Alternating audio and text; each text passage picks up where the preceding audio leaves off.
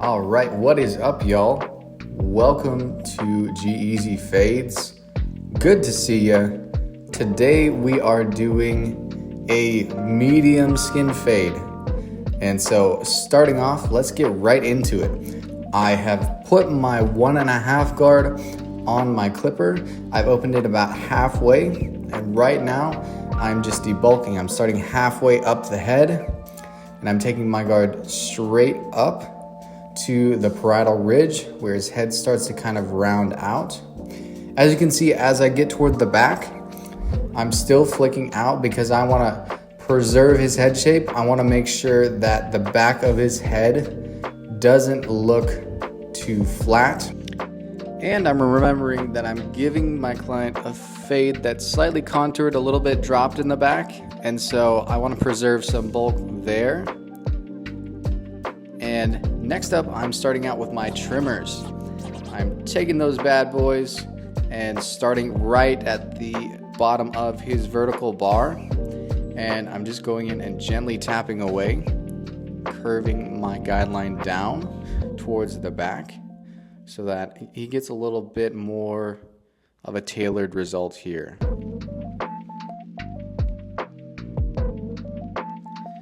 Now, one thing I like to do when doing my fades is that I'll always start on one side and then start on the other side, go mostly all the way towards the back, and then meet in the middle right when I'm looking at the back head on, because I want to make sure that his fade is as symmetrical as possible. I don't want one side of the back guideline sloping higher or lower than another side.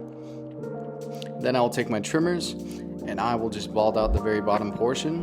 What I do is I take my trimmers, start at the bottom, remove all the bulk, and then as I get to the guideline, I will gently flick out using my corners to soften up that bottom guideline and make it easier for me to go in with my clipper closed. Next, I am going to create my second guideline. I will open my clipper all the way, and then I will create a guideline that's about 1/2 inch. Now I'm making sure this is pretty consistent in width on the front, but I'm okay with making it a little bit wider towards the back because his hair is going to be a lot more dense in the back, and I'm going to need a little bit more room to blend. Next, I'm going to start to erase that bottom guideline in between the 0 and lever open. And so I will close my clipper all the way, and I will tap at that line very gently with my clipper blade, kind of favoring my corners, not going super far up. And then I will work my way up, working my way through each notch on my lever. If you guys have more of a free lever and not a click lever, I would suggest opening it 1/4 of the way and then flicking up, and then go to halfway open and then 3/4 of the way open, and you should have no trouble blending out that line. Now, as you can see, I'm working on the back, and as you can see, it's very dark, very thick. He has really nice hair, but it is very straight and very coarse. And so I'm taking my time with this portion, making sure I get it flicked out all the way and making sure that I give myself room to blend all of this out. Being extremely thorough during this process of the fade is going to make everything from this point forward so much more smooth. And now I start out with my 1 guard. I slap that on there and then go up about another 1/2 inch. I'm setting in my guideline pretty gently. I'm not really trying to make anything too harsh because I don't want to create too much work for myself when I'm having to blend out these guidelines and when I want to finish out this fade. As you can see, I'm working against his growth pattern here because I never want to ignore that, and that's going to give me the best results and the most consistent light to dark transition. Next, we are going to open our lever halfway and start to flick out a little bit more, trying to remove the guideline in between our 1.5 open that we took all the way to the parietal ridge and the 1 guard closed guideline that we set just beneath that point. And what we're doing here is we are going about halfway up to the top of the 1 guard open, and then we can open up our lever even more as we start to flick towards the top. Next up, I am going to move towards the back, and I'm flicking out a lot more to preserve that bulk at the back of the haircut because I want to preserve the shape that I've created with my debulking. Next up, take out your half guard. Just take that out. Take the half guard, open it about halfway, and then start to go up about 3/4 of an inch to 1/2 an inch and flick out using mostly your corners in order to lighten up that area above the lever open portion of your fade. And that's going to create a little bit more lightness above that bottom guideline in between the 1 guard closed and the lever open. At this portion of the fade, I'm focusing in on the details of the haircut a lot more. I am going in really being mindful of my client's hair growth patterns here. So as you can see towards the front, his hair grows forward towards the bottom of his vertical bar. That's why it's so dark and so dense in that area. And towards the back, it kind of grows diagonally towards his occipital bone, towards the back of his neck. And so I'm detailing with my corners, making sure I hit every spot against the grain because I want this to appear as blurry as possible. Right now, in terms of blending out the back, it's going to be so much easier for you if you just close up the lever all the way, start to flick out as you see that line shift up, open your lever gradually. It takes a little bit more time going through all the steps of opening your lever up all the way and going through each notch, but remembering that we stretched out our guidelines and we want to make sure we take the time to fade out this very dense area of the haircut is going to give our blend a consistent finish throughout both the sides and back. I'm taking time now to just put that extra little bit of detail into just refining my blend. I like to detail using no guard at all, just using my lever open, favoring my corners, and using the half guard as well.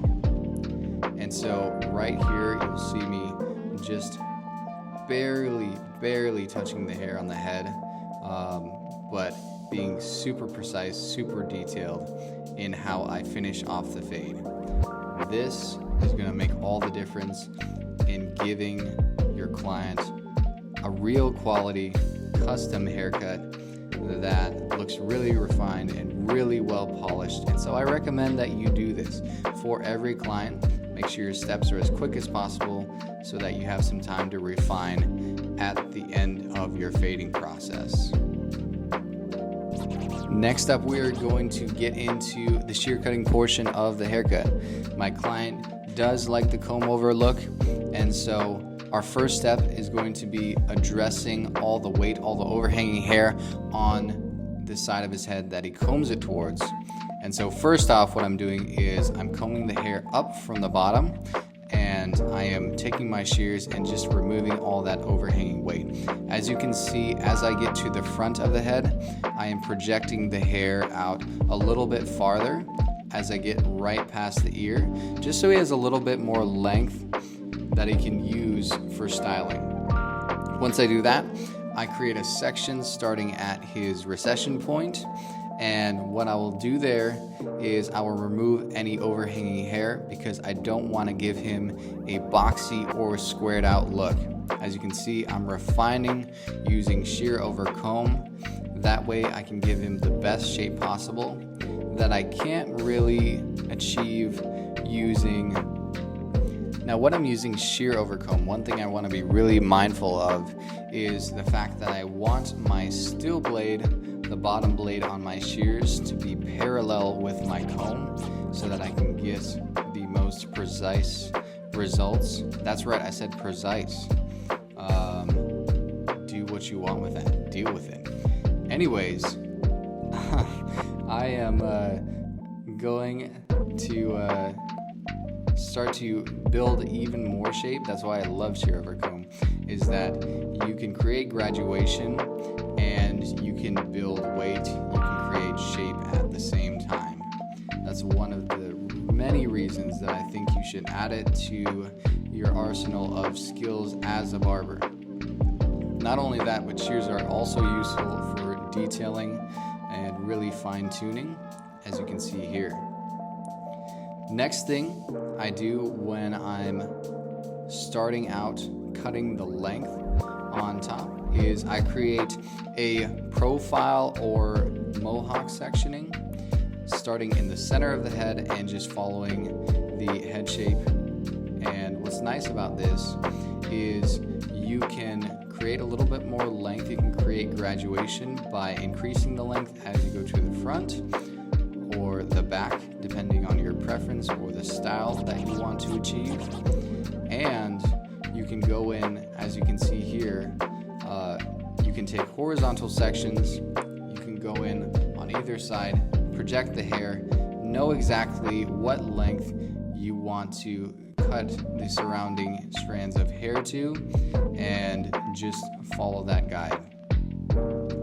Now that we're pretty much finished with our shear work on top, we can go ahead and start with the lineup. My client prefers a little bit more of a natural lineup, nothing too sharp, nothing too square, and so we were just gently lining up his vertical bars. As you can see, a lot cleaner now that I've just done a little bit of edging there, but it's nothing super dramatic or noticeable, and we are not going to use enhancements today. Once I've done his vertical bars, I will go in, I'll comb up his hair in the center, and any baby hairs, any stragglers that I see popping out, I will just address right away. I don't want to push back his hairline by any means, but any hair towards his hard part area especially, I want to make sure I take care of, because the front part of that hard part is so much more noticeable and so much more clean when you go ahead and clean up that front portion of the hairline. When you do a hard part, it's very important to remember that whether you're doing a hard part or a design, there are two sides to every line.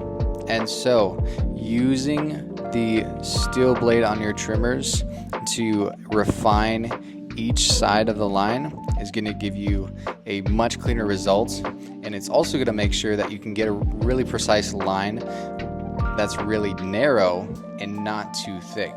When I started out in my barbering career, I thought hard parts were supposed to be super noticeable, and so I'd make them thicker than they need to be, or if I was trying to make it look really natural, I would go ahead and put the hard part in very subtly with only one side of my trimmer blade, and my clients would have trouble finding it when they're trying to style their hair. And I think that's one of the benefits that clients like and look for when they are asking for a hard part, is that it makes styling their hair so much easier, the separation in between the long and short portion of their hair. Now we are getting into our beard lineup, and I'm just very gently lining up the back portion of the beard in order to achieve kind of that square shape and refine the jawline even more. And then I just ghost the top portion of my beard very gently, starting at the sideburn and then gradually gliding my way back down. I have to remember here that the top portion of my client's hairline is a little bit lighter when it comes to the cheekbone portion of his beard, and so I just want to ghost that portion, because anything that is not too sharp right now, I can go ahead and refine later with my straight razor. Same thing with the mustache, just being very gentle with the trimmers because I don't want to press in too hard. The cheek and areas around the mouth are going to be the most prone to redness in my experience. And so using a lot of just light touches, very gentle pressure with your trimmers is totally okay, because whatever sharpness, whatever crispiness you feel like you're missing, lining up the beard, you can just follow up with the straight razor and still give them a very clean lineup and not cause any irritation or redness. Next up, we are doing the fading of the beard, and I will just follow my fading steps here.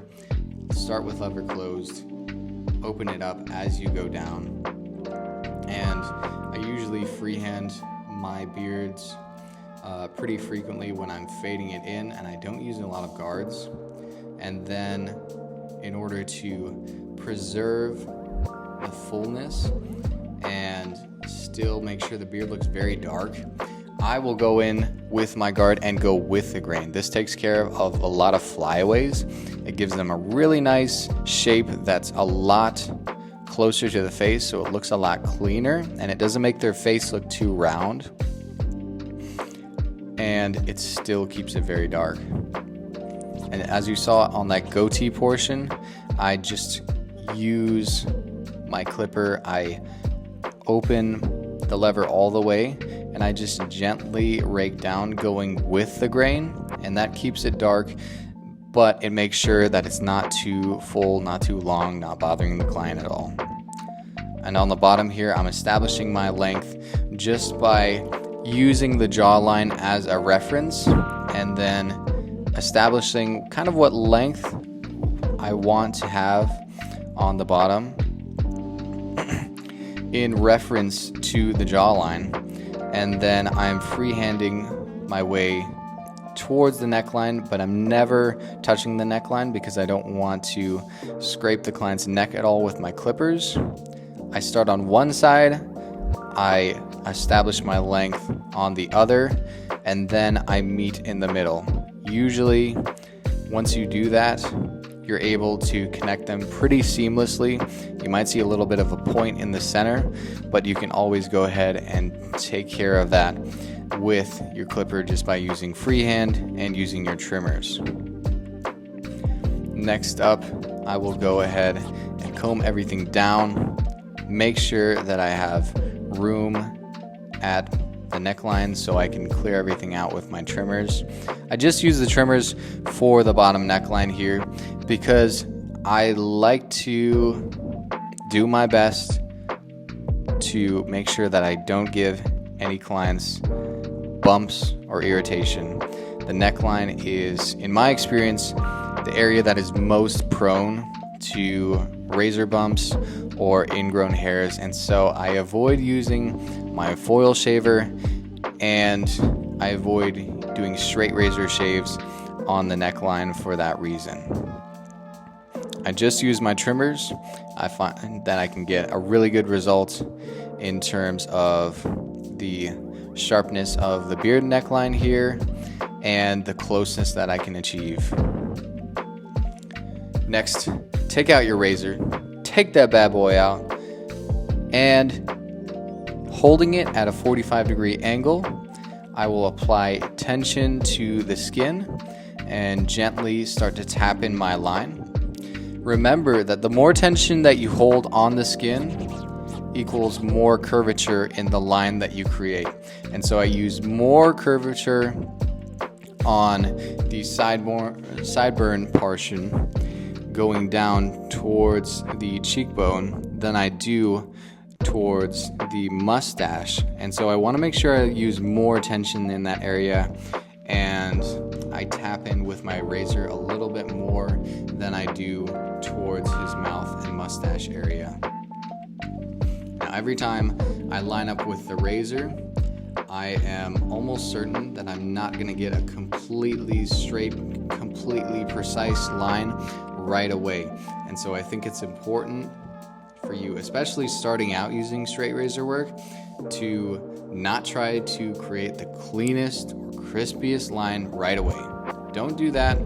Just put in a rough guideline just so you can have an idea of where you want the line to be, and then you can double tap it and you can refine it from that point, which is going to create the most lasting results for you. All right, now here is the before and here is the after. Clean, nice, he is fresh.